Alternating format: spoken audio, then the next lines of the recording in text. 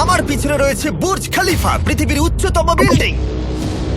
আর এই এক্সপেরিয়েন্সটা করতে আমি এই বিল্ডিং এর একেবারে টপে যাব। এই 2700 ফিট উঁচু বিল্ডিং এর একেবারে টপে পৌঁছানোর জন্য প্রথমে আমাকে 160 তলা অব্দি লিফটে করে যেতে হবে, আর তারপরে যে 900 ফুট আরো বাকি থাকবে সেটা সিঁড়ি দিয়ে ওঠা ছাড়া আমার কাছে আর কোনো উপায় নেই। এটা অনেকটাই উঁচু,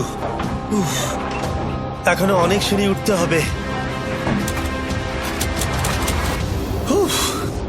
আমি বুঝতে পারিনি ওপরে উঠতে গেলে এতটা পরিশ্রম করতে হবে। আমি 1 ঘন্টা ধরে ওপরে উঠবার পরেও এখনো অনেকগুলো সিঁড়ি ওঠা বাকি ছিল। আমি ভাবলাম আমি টপে উঠে গেছি, কিন্তু এখনো এতটা ওঠা বাকি। মনে হচ্ছে যেন শেষই হচ্ছে না। এবার আমার মনে প্রশ্ন আসতে শুরু করলো যে এটা আমি সত্যিই পারবো কিনা। মনে হচ্ছে এটা আমি পারবো না। আচ্ছা, আমরা কাছাকাছি এসেছি।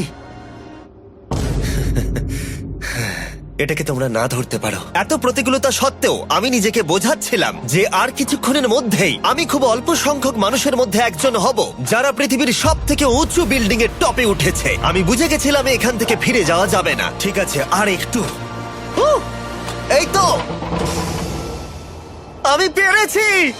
আমি এখন পৃথিবীর সব থেকে উঁচু বিল্ডিং এর টপে দাঁড়িয়ে আছি। এটা অসাধারণ।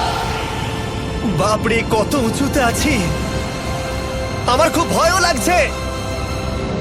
আমার নিচে তাকালে হবে না, শরীর খারাপ হয়ে যেতে পারে। ভয় লাগছে আমার। স্বীকার করছি, ফেস্টিভ্যালের স্বাদ মাটিতে ভালো লাগে, কারণ